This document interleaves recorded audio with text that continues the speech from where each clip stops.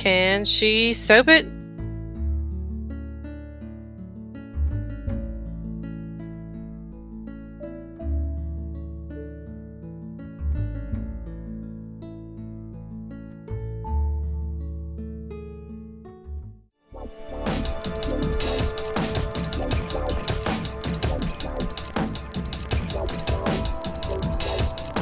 Oh yeah.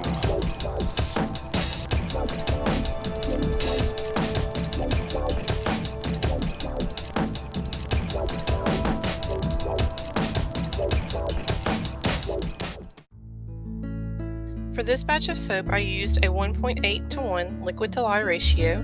The recipe called for 8.5 ounces of liquid. Using a partial water replacement, I replaced 3 ounces of the distilled water with evaporated goat milk. So I replaced 35% of the total liquid with the evaporated goat milk. I didn't add any extra water to the milk. I just blended it into the oils before adding the lye water solution.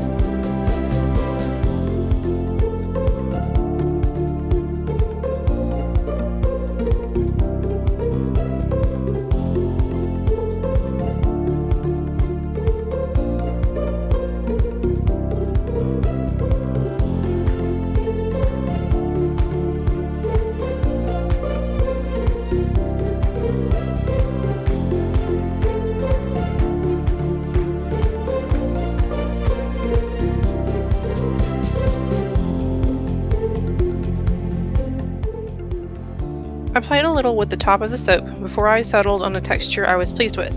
I had to remember that when it gels, the texturing will become more defined, and so even a small texture can make a significant impact on the design.